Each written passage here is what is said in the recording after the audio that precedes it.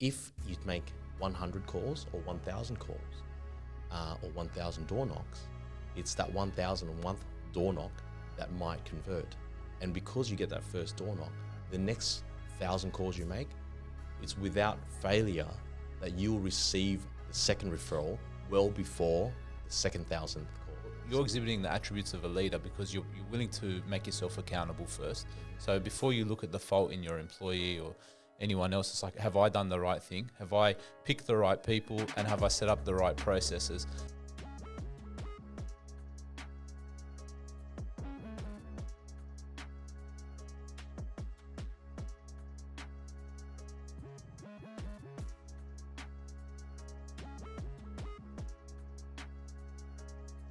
Hey small business owners, and welcome to the Lat Chat. Here at Latitude Accountants, we believe the small business owner is the hero of our community, and we are fortunate enough to interact with hundreds of small business heroes every single day. In this podcast, we will be showcasing our local small business heroes and talking all things business, money, and tax. Today, we have the absolute pleasure of welcoming Tuan Duong, principal and founder of Duo Tax. Tuan is both a property investor and an accountant's best friend, helping tens of thousands of Australians use depreciation reports to save money on their taxes and build cash flow. Starting out as a one-man show out of his parents' garage, after realizing the importance of depreciation in his own journey, he has gone on to disrupt the industry and build a powerhouse business with double-digit staff numbers and seven-figure revenues. Finally, I can vouch on a personal level for Tuan and his business. We've referred hundreds of happy clients to Duo Tax, and they have never let us down. On that note, Tuan, how are you? Good, thanks. Thanks for having us on today, Jacob. Absolute. Also, John, thank you. Absolute pleasure. John, my fellow client director and Thanks co-host, how are you, champion? I'm good, mate. I'm excited, actually. I can't wait to drill someone else on some tax. Very good. All right, Tuan, before I go into Duo Tax and depreciation and all the sort of technical stuff, I'd love to hear a bit about, who you are growing up, your childhood, and sort of what got you to the Duo Tax point. Tell me a bit about your background, how you grew up, and sort of who you were in high school. Yeah, so I guess my initial passion was always been really, when at a young age, really wanted to look after my family. We've always never had the upbringing, I guess, of a wealthy family, especially as my mum and dad were migrants from Vietnam. And so essentially going to that, of course, growing up, we always had our struggles as a family. Mum and dad literally had a sweatshop, sewing, sewing in the back of her house and mum and dad's house, and they had staff in there helping them out. And until one day, of course, we couldn't produce garments anymore. Yeah. And so that was all offshore to China from many years ago. And so eventually my mum and dad went into the restaurant business. They leased buildings, and they did that for a period of probably almost 20 years.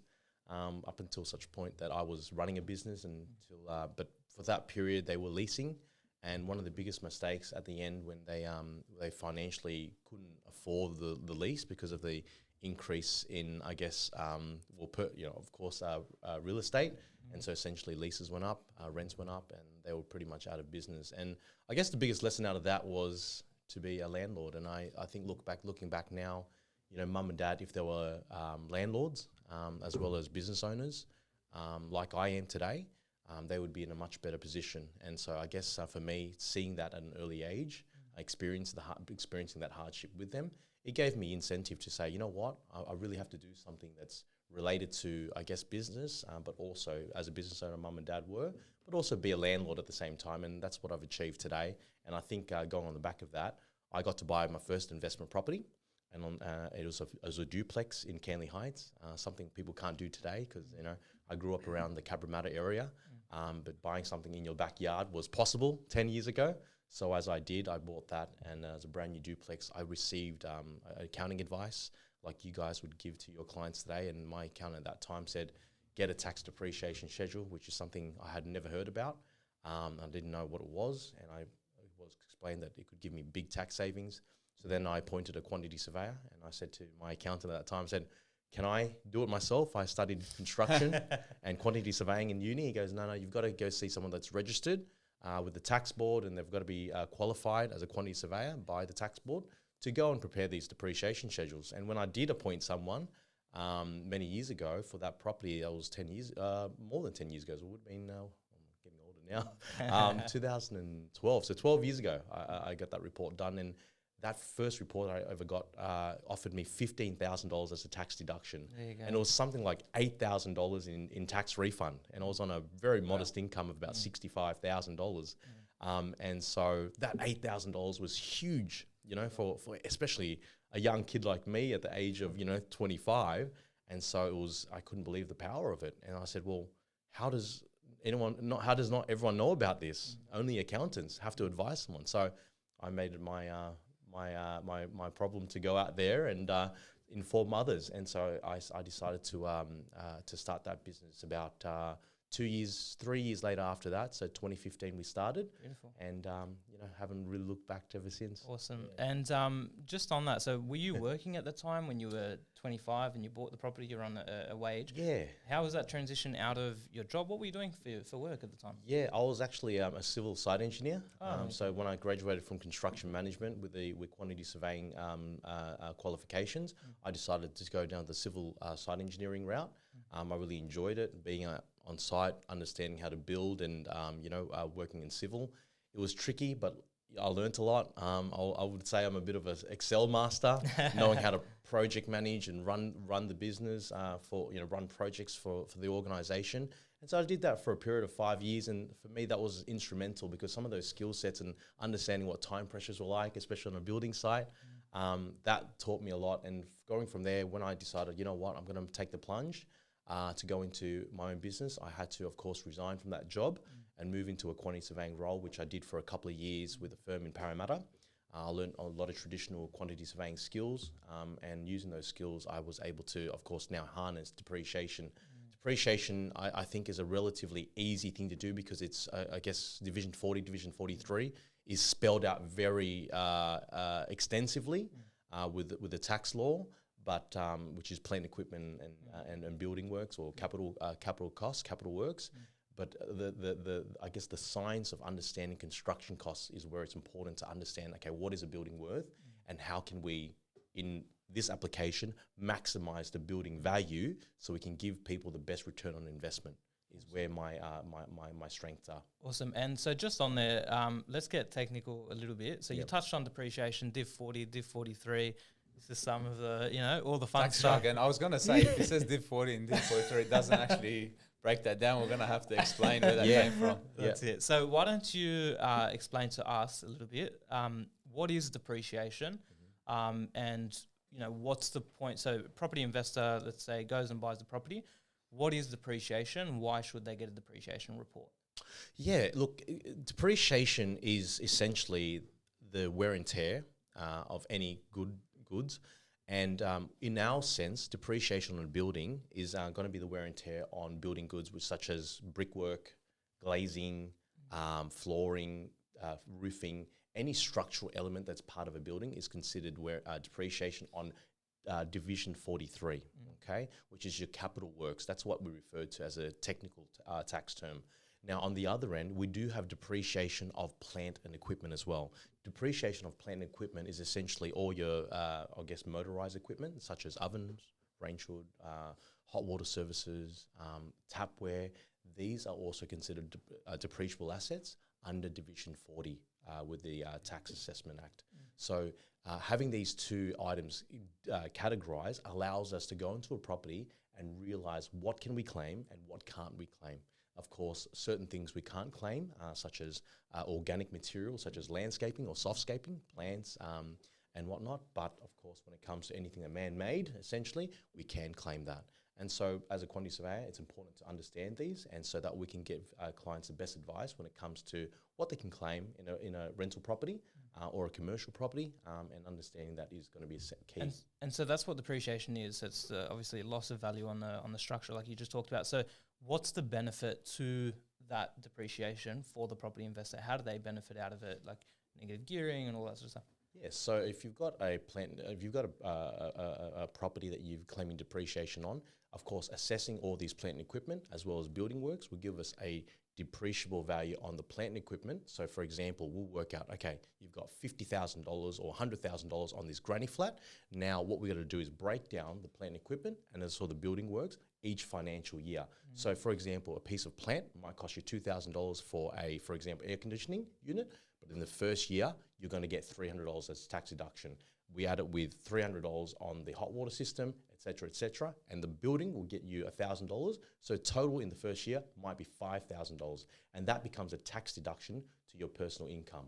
The question I often get from clients is it worthwhile for me to actually engage in getting someone to do a property depreciation report? So after I go through explaining to them, look, the land value is going up, but in all likelihood, the building value is going down. That's depreciation. You're most likely going to get value out of getting the depreciation report, A, to claim the depreciation itself, and B, the cost of actually getting the report done is deductible in and of itself.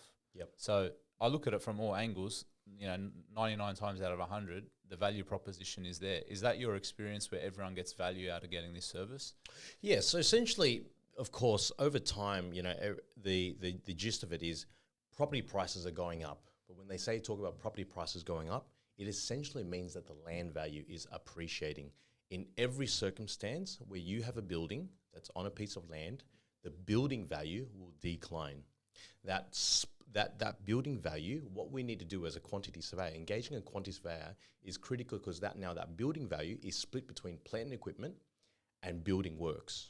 Okay, so that building value is having, of course, what I said to earlier, was encompassing all your plant and equipment, range hood, cooktops, oven, air cons, hot water systems.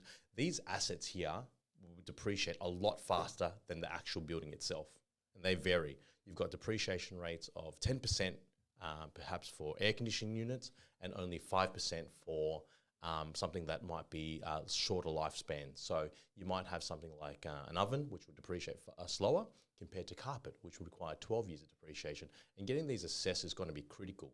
And so where you're going to find the value is getting a depreciation schedule for the component of the building that to work out the decline in value over time. And because that fee is also tax deductible from a quantity surveyor, it's worthwhile to get that done so that way you can also then claim that over a life of 40 years or 25 years, depending on the use of the building. For a commercial space, it's 40 years, but if you use that commercial space for manufacturing goods, or it's a hotel or motel or accommodation for guests, then it's going to be reduced to 25 years. So that's where you can get faster depreciation, given the use of it is going to be a lot more aggressive in wear and tear. Awesome. So that's something that aids. And the resi would be 25 as well? It's 40 years for residential properties. 40 for resi, okay. Because it's similar to same as an office space or a warehouse. They're all 40 years, but once you start using them for manufacturing facility or more, accommodation type premises, like a hotel or motel, it definitely allows. So the logic is the wear and tear would be greater on the commercial use, therefore the shorter life expectancy. That's right. Okay, yeah, makes sense. Exactly. Same principles apply to carpet compared to an oven. The wear and tear is going to be greater on an oven because it's motorized. So hence, it's only got a shorter effective life of maybe 5 to 7 years, whereas carpet might be 12 years. Other things you need to also be aware of is, like, for example, you've got tiles in a property. Tiles are considered capital work, so it's going to be a 40-year depreciation, whereas if you put vinyl or timber flooring or carpet, it's going to be plant equipment and can depreciate over 10 to 12 years. And the reason why is because tiles are essentially stuck on as opposed to carpet and whatnot. Cool. Other So fixtures. it sounds like a pretty good deal, right? I pay you money, I get my depreciation report. I, as a property investor, get the refunds. You can use it to go on holiday, or if you want to keep reinvesting, cash flow. Very You've good got to things. buy more property with the refunds. That's the only rule. That's for property investors. It's always the next one. But no, that's cool. So it sounds like a sweet deal. It sounds like a no-brainer. And I've been researching a lot about offers lately. And anytime you can make an offer that's a no-brainer to the client, it's a win for them. It's a win for you. Obviously, you're exchanging value. It's a good deal. But I know that you tell a story at the start of your journey where selling these depreciation reports wasn't as easy as. It sounds so simple, but it's actually difficult to get yourself off the ground and make your first few sales. How was it making your first few sales? What was that like? You've just left your job. You've now got the depreciation business and you're trying to push the product. How was that? Talk to us about the early times. It's great question. question. And when it was in the early days of trying to get the business, and of course this is more of a business question, starting out as a literally a startup business is always tricky, because knowing your clientele and where to approach them is always tricky. And for me, because I was a new startup, I didn't have a lot of experience in a tax depreciation firm. It was always going to be quite tricky. Never been in a sales role before either, which a lot of us aren't, because we're usually very good at the technical aspect of a role before we go into the business or sales aspect of any business. And for me, it was going into open houses when I first started. So it was trial and error, and you do a lot of that. So it was going out there with pamphlets for open houses to meet real estate. We'll have real estate agents would allow us to offer depreciation to people. And so we were literally doing tax depreciation estimates on every single house what that agent would have a listing for on a Saturday. So we'd go to each open house and hand out leaflets to prospective buyers, and we were hoping that there were investors. Some were, some weren't. And so it was hit and miss, and sort of thinking, well, how else am I going to get customers here? And just doing the work, it sounds like you're just doing the hard work of We pounding did the that. pavement, like handing out pamphlets, rocking up to places and hoping that you're going to win clients, Correct. taking a lot of no's. Yeah, and people, and the feedback we got was, here I am as a quantity surveyor who no one has any idea what it is, which for the audience is essentially a construction cost consultant who is a specialist and an expert to the banks, council, or in this case, the ATO for depreciation. People didn't know what that was. Same as when I was an investor, had no idea what a depreciation expert was, but it was a quantity surveyor, and only because I studied it, I understood. But essentially, that was the very problem, is that people don't trust you because they don't know who you are, and why should they buy your services when they've never heard about this service? So they need to go to someone trusted like yourselves as an accountant to get that referral work. And that's been one of the biggest challenges in our business in the early stages, is that people don't adopt depreciation because they don't understand it. Just like when I was a first-time investor, and I'm sure you guys would have experienced the same as well. It's like, oh, what is this?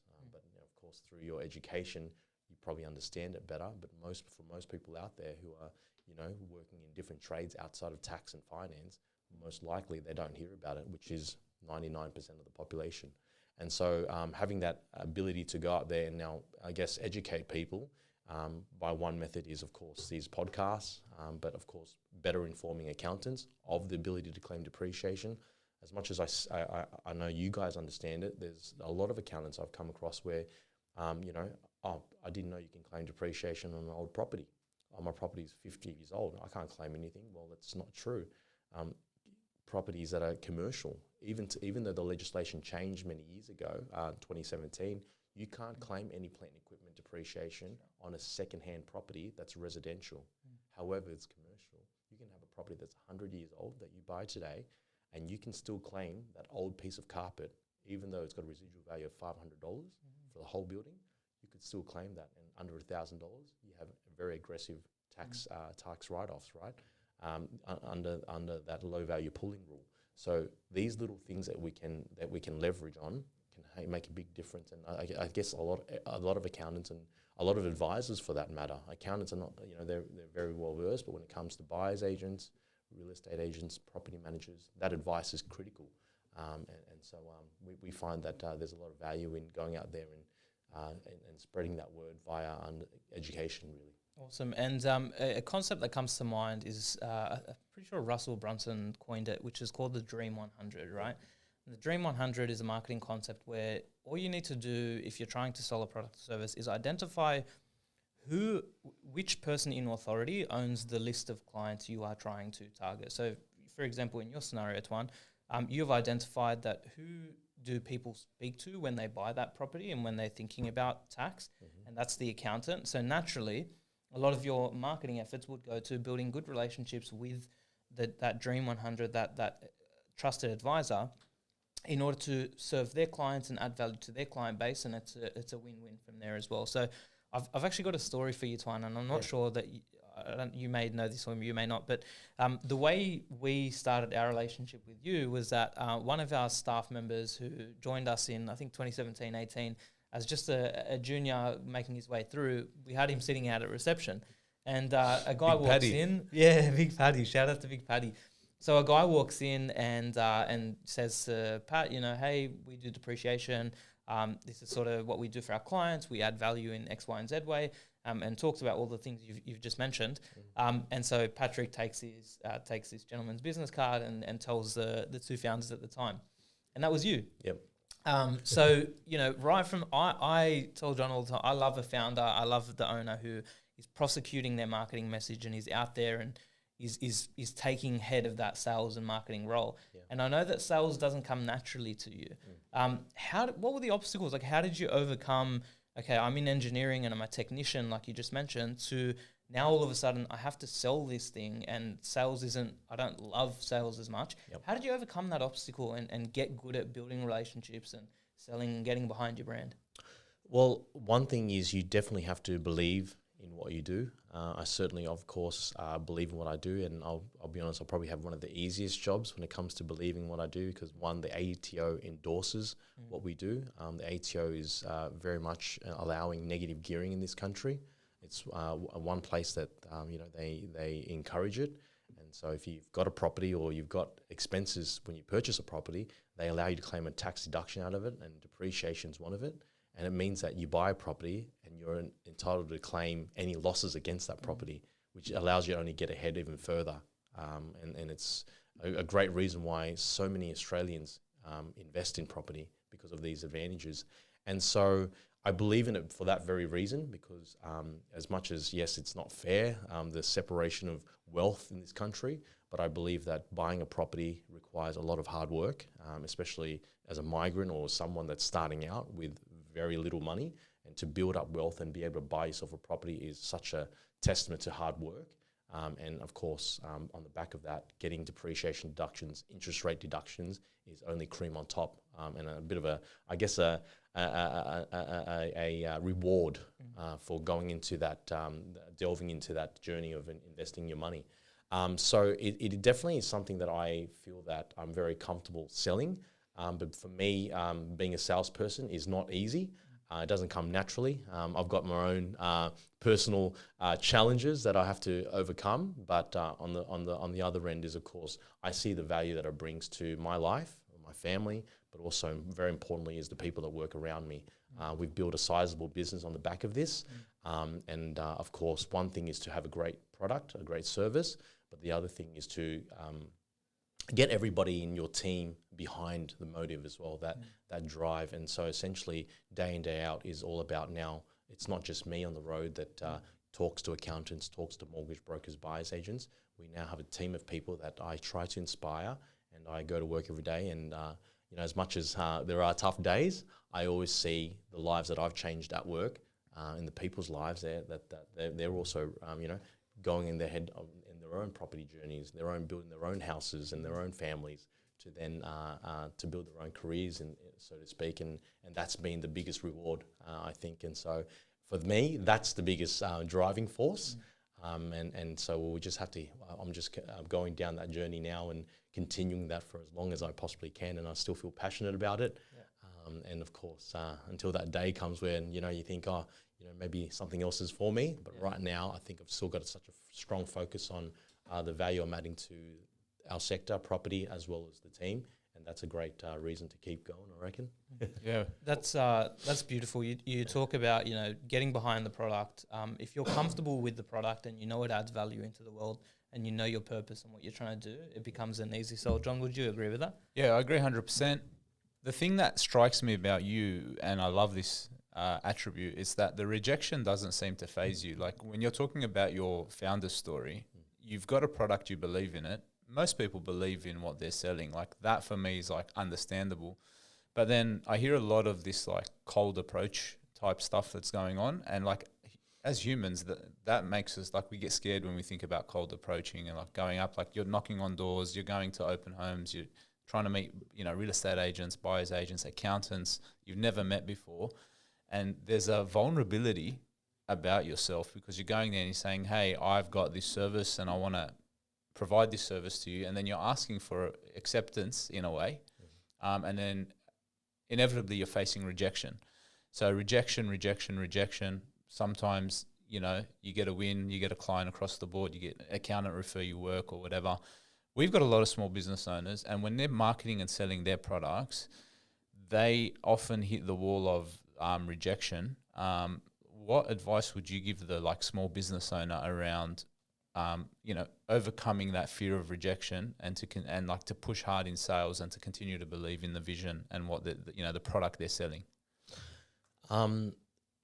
Great point about, the sales, I feel like is the backbone of any business, right? If you've got a sales team, if you've got a sales pipe where you can create opportunity through sales, you really have a business from there. So I knew that from an early state where, as much as I tell everybody in my team to do sales and be good at it, I have to be able to do it myself, right? And so I guess as a business owner that started the business very much in sales because that was the only way to create opportunity, my advice is that you've got to see the long picture. At first, when you see adversity and you see rejection, it only takes a matter of time before you see positive outcomes, success of one client, one referral, someone that believes in you. You just need that one person, because that one person has a compounding effect on how you feel and that positive energy that you receive on the back of that to keep going. Because if you make 100 calls or 1,000 calls or 1,000 door knocks, it's that 1,001th door knock that might convert. And because you get that first door knock, the next 1,000 calls you make, it's without failure that you'll receive the second referral well before the second 1,000th call. So you really just have to keep grinding that phone call until such time you get better at it. And essentially what I see now is, when I first started, it took me a lot of calls to get one referral or one person to believe in me. And then over time, we've started to build data, and now I can safely say that if I talk to somebody, it might be 30% chance that they'll convert and they will give me a chance. And that's taken me time. Yes, it took me hundreds of calls to get one person, but now it might take me only 3 calls to get someone to refer. And that just comes from a sense of belief, the sense of confidence that you are doing the right thing, and you need that. But it comes with time. And so it's very important to really not break through, but be patient when it comes to this, because at the end of the day, persistence, hard work will always outdo, quality. And it doesn't matter how good of a salesperson you are, if you can't persist in what you do, it's very hard to make it, because at the end of the day, you can't replace hard work when it comes to these things. Did you feel like giving up though? Did you ever feel like, man, I'm just such a loser, like I'm rocking up, I'm saying, here's my pamphlet, here's what we do, I'm selling something that works, people aren't accepting. Like, did you look at yourself and go, like, were you like driven from the core to succeed, or did you need like reiteration from the loved ones, people around you, to tell you on the right track, or affirmation? What was going on in your inner person? I didn't really have a choice but to keep going. I mean, I could have gone back to getting a job at in civil engineering, maybe being a project manager. It wasn't an option. And having that 6-figure salary, it was always there. But when I left that opportunity for that, to jump to this, I already made the decision. And I'll be honest, I didn't disclose everything, but when I was in my first couple of years of quantity surveying, it was at a point where I wasn't, because it was a new industry for me, going from civil engineering to being a consultant in the office. And I worked in a consulting office that was very dense in terms of the volume we were driving in this company. And because I was the newest kid on the block, and I was probably more senior than the 22-year-olds or 23-year-olds processing volume quantity surveying reports. I was probably that was the weakest point in the business. And when they moved me on, I decided that, I obviously wasn't built for hardcore report writing. It just wasn't me. I was more of a guy on site, could build things, but just the pace at which I worked, I wasn't very competitive there. And so when I was moved on, I sort of had I've never been moved on in my life in any role. So it was a bit of a revelation to me. And I thought, maybe it's just a sign whether I had to either go find another job or do I go all out on what I intended. And I think it was God's way maybe at that point in time to say to me, hey, this is your calling to start. And when I did start, really, I didn't really want to look back. And it was, I had enough savings to at least do one. I didn't have any family or children at that point in time. So, for me, it was only myself I had to sort of cover, and was very supportive with family in that. But, there was a lot of rejection, when it came to door knocking. But it only took one door knock, and I remember going down Queen Street in Campbelltown, and I door knocked pretty much the whole street there, probably about something like 20 accountants, maybe 30 odd real estate agents on that street, which is quite dense in Campbelltown for those that are familiar. And it was only one, I would still talk to him today, Graham from PRD. He's now moved on from that organisation, but he literally came out with a card, and I door knocked, and he came out with a card and a thank you card from PRD nationwide, and he wrote 5 addresses on it, and he gave it to me. He goes, do those 5 and send the bill to the office, and we'll go from there. And I was like, what are these? And he said, oh, these are my properties. You got those, and you got the rest of my business. And from there, it gave me a sign of hope, and that was my 5 first referrals ever in my life. And it was the biggest fist punch in the air that I could ever give myself. And I'm not a loser. Yeah, I am good. It reinstated some faith in what I was trying to achieve. For sure. Yeah. I love there's so much about that story I love, but just the persistence, make the plays, keep at it. There's a video I saw recently where it's like, if you can shift your mindset to getting yeses to getting nos, in that I'm going to get, how many no's can I keep getting before I get a yes? And so you're quantifying your success based on the no's and the rejections that you're getting, because every rejection, you just met every 1,000 phone calls, I'm going to get closer. One. That's right. So it's beautiful, man. And I actually want to encourage anyone out there as well. When I first started in the accounting industry, there was COVID and we couldn't really get out and shake hands and do all the things. So I started, for the first 3 months of my business journey, I was cold calling. And I had no idea what I was doing. I watched a few Grant Cardone videos that Bashara suggested to me. And I was just on the phones, cold calling, trying to make things happen.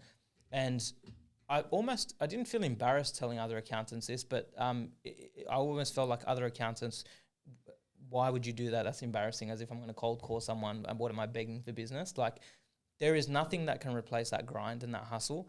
And there are still clients, which I'm sure today, from those early door knocks, you still have those clients and those referrers. And even in my business, I still have clients I cold called on day one that are great, amazing clients that refer and that love our service and that have got so much value out of it. But it's not just the cold calling, it's like all your marketing and sales efforts. I remember doing the like the breakfast clubs and things like that, year 1 of Latitude Accountants. So going to the chambers of commerce, their lunches, their breakfast, putting my name down, signing up for everything. And there is an element of being a loser to that, in the sense that the perception is vulnerability. Yeah. The perception is, if you're going to these clubs and whatever, you don't have clients, or you're not busy enough to, put food on your own plate. So you're out there trying to network. But like, they're naysayers. You got to ignore those people, because like you said, even 10, 12, 15 years later, I've still got clients today that I met in those rooms, in those breakfasts and lunch, in the chambers of commerce or business clubs or whatever. And they've been my best clients, and we built the best relationships. So stuff what everyone says, if it works, it's going to work, and the business is going to succeed on the back of that. And you're like proof of that. So that's inspirational. It's funny you mentioned that, because my first day in the business, I had a friend that was a solicitor. He's a solicitor, and he had a grand opening maybe about a year before I opened the business. So I met a guy that said, I suggest you go to BNI with me. And so when I had a business card, I decided to, when I resigned, when I was moved on from my previous job, I then decided to go to BNI. It was my first day, and I literally stood up, never spoke a word of business or sales. And I said, hi, my name's Tuan. I'm from Duo Tax Quantity Surveyors. The reason why I'm here is that I want to help people reduce their taxable income through depreciation. And for me, and I'm there sweating, and as I am, and it was a moving and changing moment in my life, because it was a breakthrough, because I've never really had experienced sales in my life, and that took a long time for someone to build the trust in me and say, oh, Tuan, I've got a property. And I remember my first 3 properties that I got from this networking group, which took about probably 3 months for them to build trust, because he was this green kid that just started out and, doing depreciation. He's sweaty, he's young, he doesn't know what he's doing, and they can vibe it, right? Like it's not, you can't even hide these things. But when they gave me probably, I think it was about 3 or 4 properties to do depreciation schedules for the properties in Queensland, I'd booked a ticket, I organised all the inspections and flew up to Queensland, stayed in this, I think it was like $55 a night motel. And I remember how excited I was just for that first experience. It was, you can't replace that feeling. Yeah. And, ever since then, it's been just a journey and get to experience that. But then the first client, I remember when I put the first Facebook post, there was no groups back then, there was a Facebook post and I said, look, I've just started, and that's was one way I could do it. It would cost you nothing. I said, hey, I'm doing depreciation. If you've got a rental property, keep in touch with me. And actually one of those things that on the back of that, someone tagged me, in a high school friend tagged his mate who had a property in Freshwater, and he was starting out with his investment journey. But today he's now my business partner in doing property development, and we're doing almost $100 million worth of building and development together. Wow. And we're partners, and so you just don't know. And it was one of my first customers ever, and we did nothing only up until the last 12 months, and I've really blossomed our relationship as awesome. Friends, and now we're doing greater things because he trusted me when I was literally not much and he was not much, and so now, we've built our businesses, and we're like, well, you know what, there's not many people that can trust each other like that, and to grow on the journey, and now we're literally doing amazing things together. So it's good to hear, man. Beautiful, man. There's no replacement for that. They're beautiful memories to have, man. Yeah. Shifting gears a little bit, so you're out there, you're knocking on the doors, you're treading the pavements, and you're making things happen, and then you go from a one-man band to having a team. Talk to me about, and by the way, just outside looking in, we're here and I see a lot of your team culture. It looks like you're doing amazing things with the team, but we'll touch on culture in a moment, but talk to me about your first few hires. When did you get to the point where you think, okay, I need to hire someone, and then what are you looking for? What's that journey in hiring your first few people? Yeah, my first employee, Andy Tran, he's essentially my 2IC. He's our GM now. He started with me when we needed inspectors, and of course, I was able to do sales. I was able to write reports. I was able to do inspections, but of course, at some point in time, you realize that in order to do more, you had to receive help, and so naturally, as all business owners do, they seek. And on a contract rate, and I sort of got him while he was working at Coles to help me out on the side. It was very much like that. And of course, Andy, he came to me with a stutter, and I was hesitating to give him a chance to go on the phone because I was worried that customers would be scared away because he couldn't, he'd struggle with some things he would say about depreciation, and of course he had his own challenges. But over time, he really took to the challenge, and he said, you know what, here's Tuan by himself running a business. Maybe I can help him in a bigger capacity. So essentially, over time, I was doing sales. We had an inspection team. We had an in-house team that would write reports. And then essentially, he took it to his own accord to, start doing sales as well, even with the stutter and everything. And so to see him overcome that has been really powerful. And now he in our business is a 7-figure turning over employee that helps us just on his own efforts is almost half of the business's turnover just by him calling, door knocking, and doing all of that over the last 9 years with me. So to see people, to give them opportunity, and what the biggest lesson I learned out of that is to not try to control everything. I'm not one to naturally wanting to. I'm not a micromanager by nature. It's just my style of management is very much let the people do what they do best. Micromanaging, once you have to come to that point of micromanaging, it already gives you alarm bells because that's just my natural style to let them work. But once you see flaws or you see cracks and whatnot in the systems and processes, and where you have to double check and micromanage, essentially, that's where you've got to then question. If you're micromanaging, for example, right? there's an element of that's already like performance.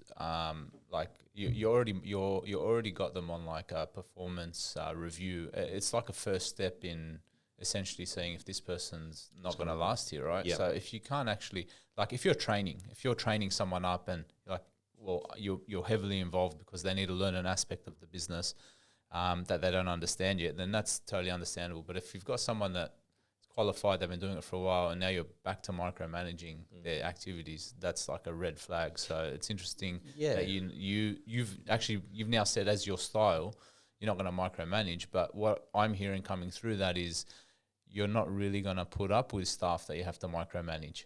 Correct. Yeah. And it's first is always when I feel like I micromanage, I never ever say, is it the employee's fault? I always look at me first and I say, what have I done to allow this to be mismanaged? And I think, can I manage or create a process so that we can mitigate these from happening? And once I create a process, or if a process can be created, then I look at the process is created. It's there to help people, manage that problem for the business. And once that problem or that process no longer works or serves, we have to look at, okay, what else is it? Have we done enough? And if we have, then we got to look at the people. Are the people the right people to actually execute on these processes?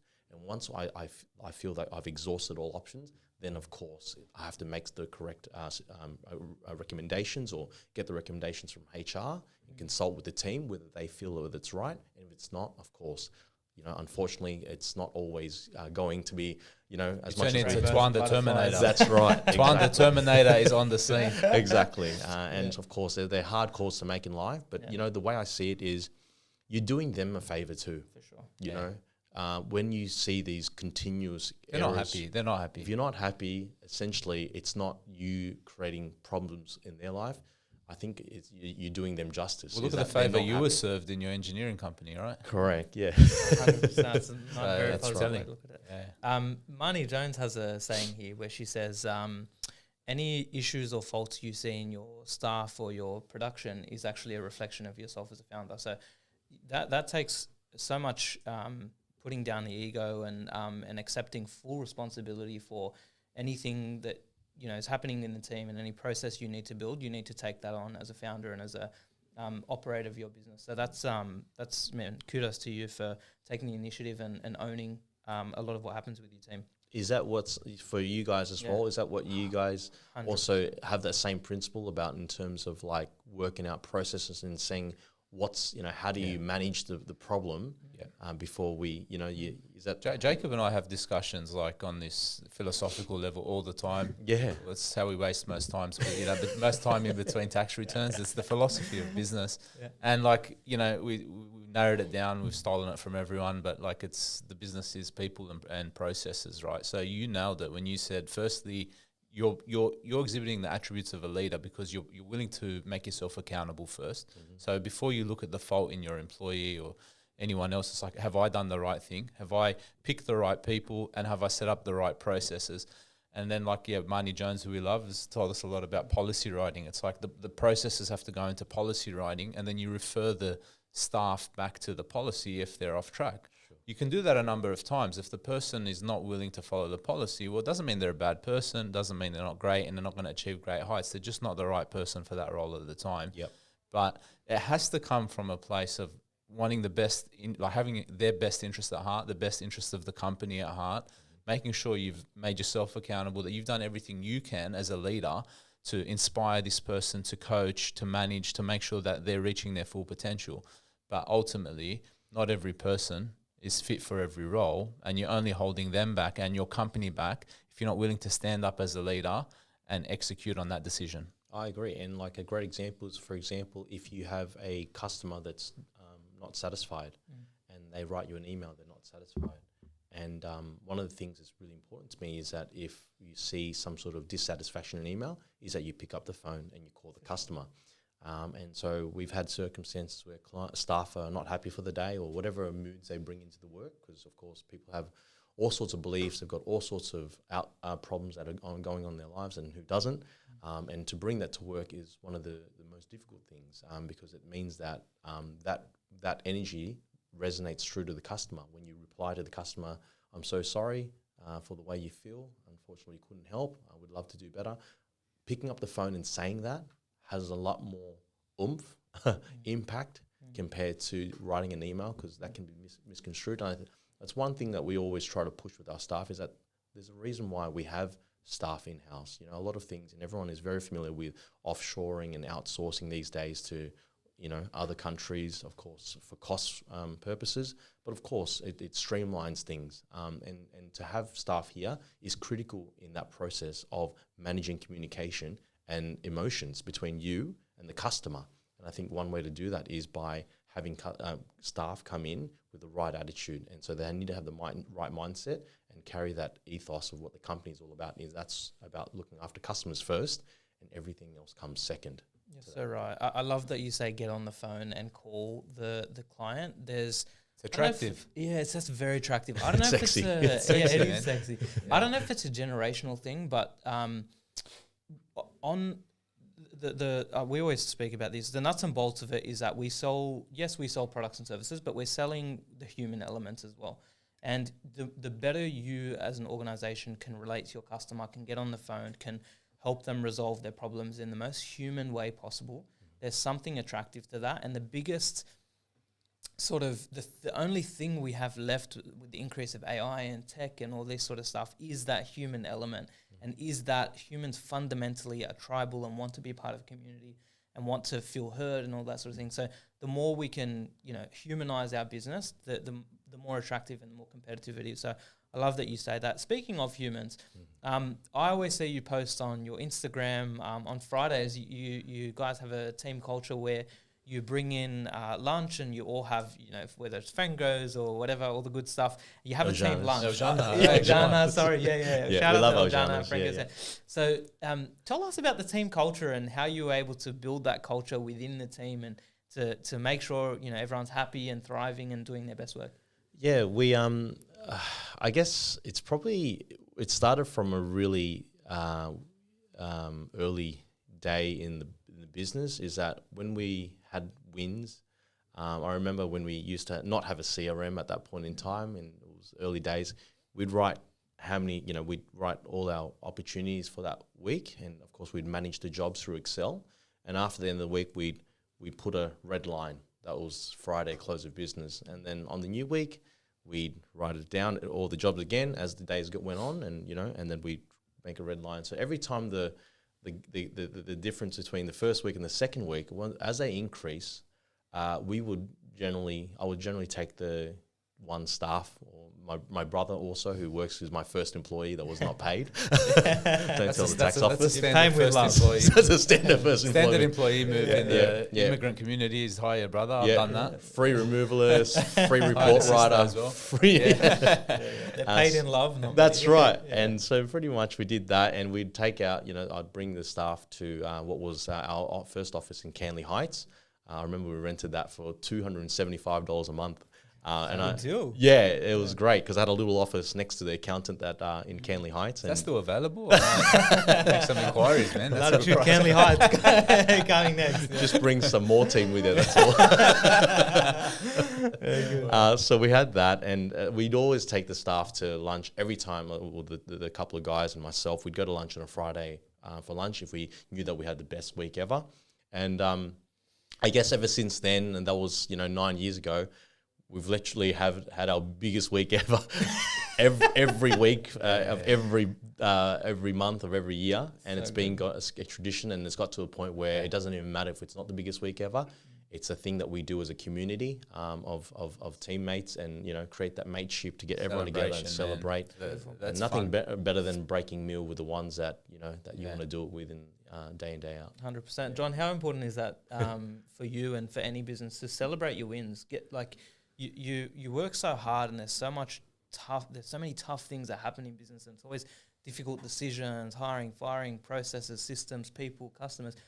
How important is it to celebrate and just reflect on that week-on-week growth, and to acknowledge the good times and the growth in the business?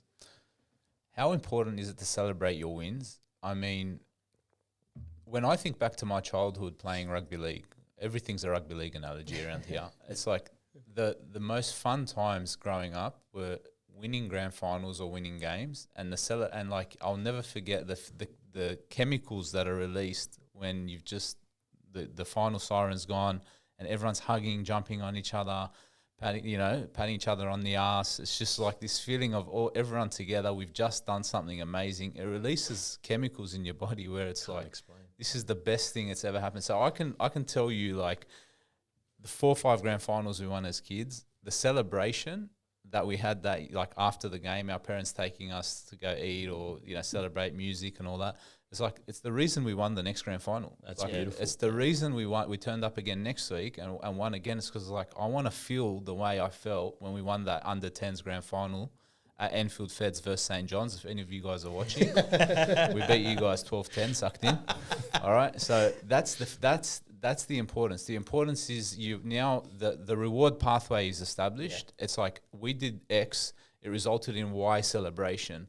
I loved how that made me feel. I loved how everyone felt around me, what everyone thought. And now it's like I've got a reason to turn up and perform again and again and again. And I want to say, if you're a competitor to Tuan, he's given away his standard operating procedure. You need Microsoft Excel. Yeah. You need a red line that goes across the middle. And don't forget, you need a $275 a month office in Canley Heights. And that's the key to success. That's it. That's it. How good. Nah, we did a thing as well, because I haven't been very, because it's my first time running a business. Everything is new, and of course I adopt a lot of different things, of course, from hearing from different business owners, and I've adopted over the years. And one thing we did was take the team away. So last year we had a metric to hit a certain turnover, and it would take all the team, because it's very much about that monetary dollar value as a final metric. Is not an indicator of all things, but it was a good key indicator for our business as a general in terms of performance, as it is for a lot of businesses. And just internally, we were able to do that for the last few years. And over the years, I've been able to take maybe 4 or 5 staff to New Zealand. And then last year, we were able to take the whole team in Sydney to Las Vegas, which is a first time for all of us. Yeah. And then more recently this year was an accomplishment. We took the whole team to Bali, which we'll share a video of. We took I think it was almost 47 staff. We flew everyone to Bali, and we celebrated. We had a work conference and one of the biggest things is not so much about just the, going to the pool party or having food and drinks. It's more so about we're able to share with everyone, the people onshore and offshore, what the vision is, to get everyone together in one place and say, hey, this is why we're here. This is the purpose we're serving for each other, for our families, and having that commonality to see where we're going, better than, because every day it's Zooms and Teams meetings and whatnot. It's hard to, you don't really grasp that. Chemicals, man. You need the chemicals. And that's why it was attractive when you said you pick up the phone. Yeah. Like, everything that I've liked about your story is like the cold approaches is human, right? Yeah. The phone call when someone's disgruntled is human. The automate bonding these. experience for the celebration is human. And like all that human side of business, and then like you walk in here as someone who we know, and you're very humble and all that, of course, but we know how successful you are. But then what you're saying is like this the most human, like physical, like ordinary stuff, right? And it works. And it's like you're not here talking like it's old school. I'm sure you got a great like software stack and all across AI and and all these things, and the business will continue to edge forward in these areas. But like you're here saying the same old story about how to motivate people to win. That's it. And it's not. There's nothing like rocket science there. No. It's an inspirational story, but it's what we know about humans and psychology and human interaction and relationship and purpose. Like these are things we're taught our whole lives from our parents, our beliefs and things, and like you're putting it into practice and you're getting wins. That's it. And you're reiterating what I believe. I love you even more now. That's it. I love it. One thing, if you don't mind me sharing, is and it worked really well for my business, and I encourage it for everybody out there who's looking to start. Is I guess when I was I'm very much introverted as a person naturally, and yes, somewhat extroverted by force now because of the role I'm in. But when I first started, I remember being in an engineering role. I think I never would have thought about creating my own business if I was given a chance. When I was working in an engineering firm, I was the quietest kid in the room, and not ever, I guess, receiving promotions was very hard to come by, especially if you're not vocal, and especially in a very male-dominant centric type of environment where everyone wants to be a project manager, everyone wants to be senior, very competitive environment, and I found that difficult. And one of the things I do now in my business that I always encourage is that we do a thing called the Einstein Awards. And so essentially it's, I've been able to take the business with a lot of great little ideas to bring the business up to this point. But one thing I noticed that is I get the most value from people inside my business by allowing them to have a voice about the things that would make the place better. So like a suggestion box, but I make a thing of it where we encourage everybody every month to do it. And if on the back of that, if they, we nominate the winners, someone who's the most favorite in all of those suggestions, and then we allow that person to maybe stay 2 nights at the Crown or go to somewhere because on the back of that and take their family with them. And so we pay for that on the back of them suggesting one of the best. It's a brilliant way to promote new ideas, man. And you get, and what one thing is it promotes new ideas, but what it does is it creates inclusiveness.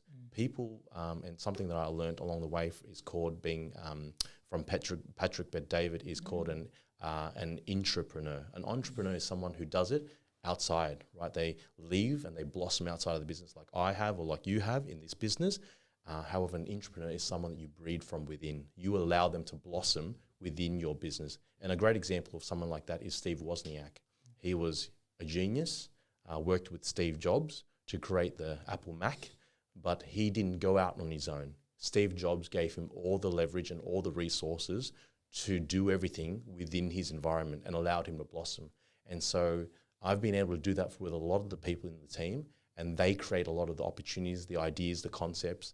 Because at some point, you can't be the one that creates all the great ideas, but as a collaborative team and with all the brain power combined, like you would be, the things you could achieve are amazing because a lot of people take, a lot of different beliefs and understanding and education from where they've come from, whether they worked at CBA, Westpac, finance firms, whatever it is. They take a lot of things that they've learned and we've been able to integrate that. We're an accounting firm, so we're a lot more like conservative than what you would be, very old school traditional. So we've got a like an ideas box. Yep. It's the shredding bin. I just get all the employees to come put their ideas straight in the shredding bin. No, I'm only kidding. But like realistically, look at this office. It's pretty savvy, man. It's actually nice quotes. It's actually the total opposite, man. Like everything that you said there is 100% true. Because when we actually started to tap into what people were thinking and encouraging them to come up with ideas or express themselves and whatever, like it's created that feeling of like collaboration, and like nothing, like everything that we've actually achieved in the business today and we continue to achieve is just the business actually affirming what the people inside are saying this would be good and pushing it up. So the fact that you've built such a great business doing that is a testament to like, don't just, squash your people and think, your job is just to sit in this corner and do this one thing and I don't need to hear your ideas. It's like encourage that and celebrate it. And it's beautiful, man. The worst thing I could think of is I find someone like me who was ambitious, sitting in there, it's quietly not saying anything and never been given a voice, and then eventually that person leaves. That would be the most devastating, and they're completely capable of reinventing or creating amazing opportunities in the business, and to not let them have a voice. So why not encourage that voice so then we can share those ideas with everyone and get that person to feel like they're a part of this organization and they built this place with their voice. And so having that is amazing. And one thing I always suggest is, we do it really well. I feel that it's very effective, is giving the people, whoever wins and whoever participates, everybody gets an award. It's because it's a sign of recognition and people are so proud of it. The staff, they take it home to their families, they leave it on their desks during work hours, and it's just a testament to say that, it works. People are proud of it, that achievement, that they contributed to something. So as much as it doesn't seem like much because we're mature now, awards and, trophies don't seem like much, but it has a profound effect on how people feel. And I think it's something that I think everyone should take on board if Valuable, they can. Man. Sure. Valuable. Tuan, as you speak, we're talking at the start of the podcast. We talked about a shy introvert coming out of the area as such and trying to do something for his family. There must have been so much investment you've made in yourself and so much leveling up. You mentioned Patrick Bet-David, who I started my business watching Patrick Bet-David, and a lot of the ideas sort of came from there as well. So there's so much value you've put into personal development and growing yourself as a person and pushing into your business everything that and inspiring others, and it's a beautiful story. So I highly commend and you. Simon Sinek is also great at Start With Why is a beautiful book that I think everyone should. For sure. Are you a reader? Audiobook. Same thing, man. Yeah. Hey, listen, I've decided as of 2024, if you're someone who actually listens to audiobooks, you can just say, I read books. Because every single person who listens to books, like everyone who says, do you read or quotes books, is just listening to them in their car. Yeah. And I think that's good enough, man. Yeah. And then there's the fringe population who use Kindle, which is all right. But, man, if you're listening to them, reading them, it's all good, man. Just say, I read books. No, I love that. But you do lose a bit of vocabulary on the way when you listen and not write or read, which is something I feel like is always a missing part for me. But I guess it's better than not doing it at all. Absolutely. On that, have you got another couple of books you'd recommend to any business owner? Man, I really love The Next 5 Moves by Patrick Bet-David, and Start With Why is my favorite. But I'll be honest with you, what it started all for me was my mentor, who was my cousin who had a mortgage broking business, who said to me, hey, you should give this a crack. Shined me the light and said, depreciation is something that people do. And I said, it was interesting. But he told me to read Napoleon Hill, Think and Grow Rich. And that's a very powerful book for anyone that's starting. And it doesn't even have to be a business. It's just the mindset of getting yourself to think like that. And thinking of, something you think it might be possible, or seems impossible, to think that, maybe it is possible. Awesome. Just, awesome.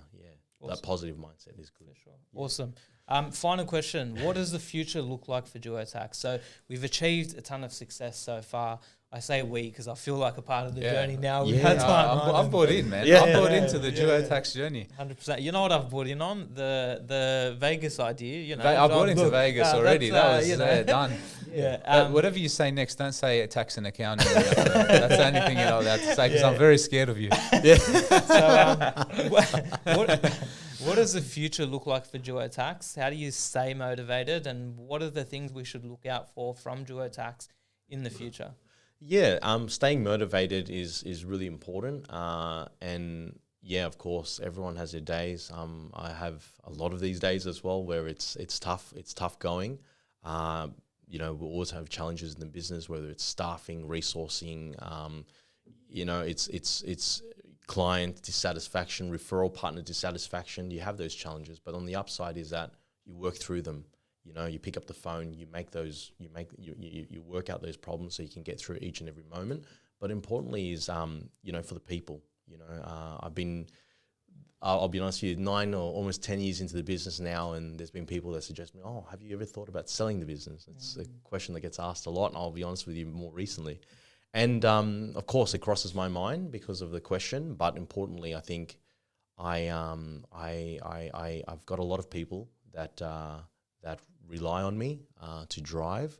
And I think when I sell a business, and I'm not very familiar with it or experienced with it, is I think the culture changes. And the people that have invested in me in the last 9 years, I want to be here for them, to serve them as much as it is to serve our customers, our partners. And I think letting go of that, there will be some drop in quality. So I do want to maintain that. I want to better that. And every day is all about incremental improvement, not drastic improvements. And that's enough, because those little wins is worth celebrating. So I'm always going to continue to go down that path in terms of trying to keep surviving the business to the best of my ability. And there's so much to do. And you guys have known now that I had the depreciation business for the last 9 years, but on the top of that, we've provided other businesses such as property valuation, for the property investors out there, but also now more recently we've done some insurance work, which is another facet to the business. But there's changing times coming ahead, and of course, buyers agents are very prominent in this sector now because of people can't afford to buy in their backyard, and so essentially we've got to really hone in on that and get our marketing up to scratch to get buyers agents to be investing in Tax and getting them to work with us. And that's the next challenge, and getting people, because historically people have been coming to accountants for tax depreciation schedules because your real estate or selling agent doesn't. Sometimes your property manager does, but for sure your accountant does for the depreciation piece. But that might evolve over time because buyers agents are becoming very inclusive, I think, as a part of that buying journey for an investor.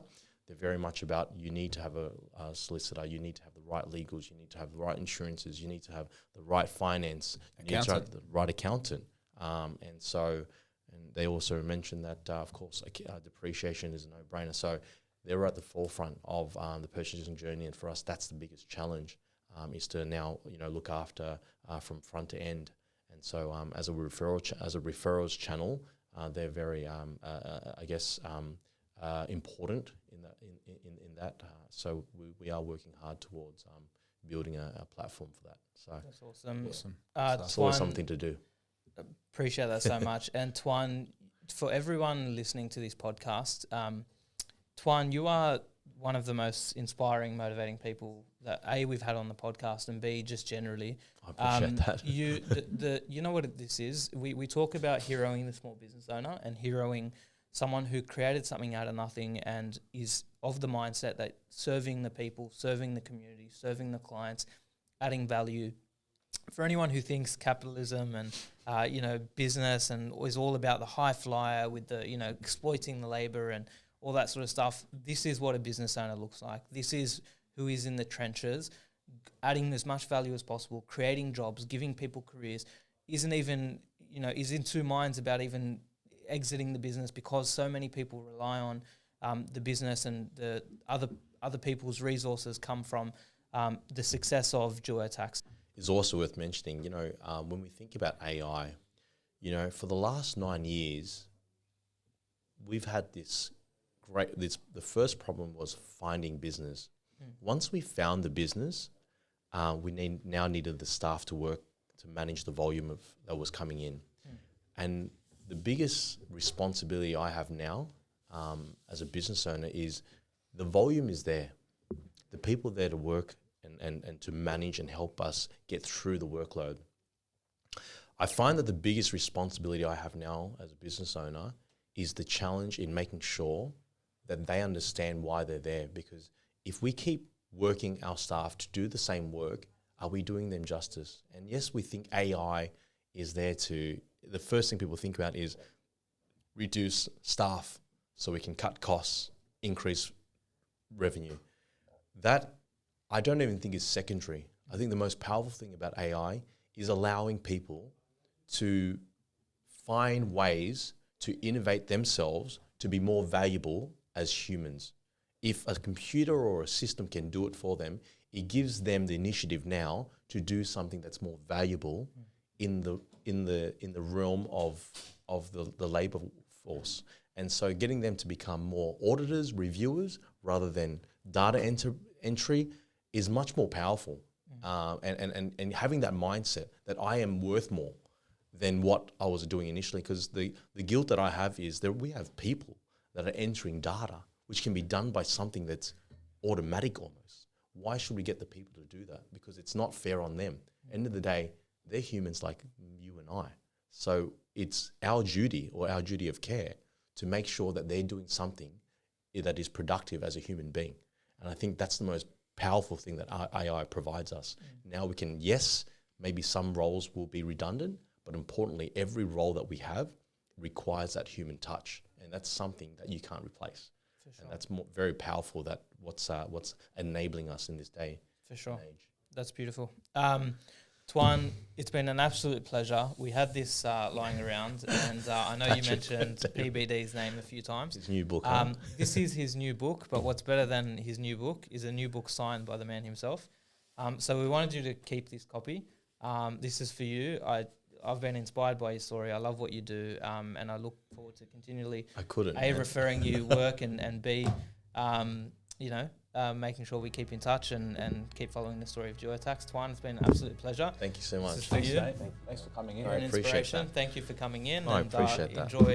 Enjoy reading and I haven't read it yet, so thank you so much, man. Anytime, man. Appreciate Anytime. it. Thanks It's for been a coming great on. chat. Awesome. Thanks, guys. Thanks. Thank you.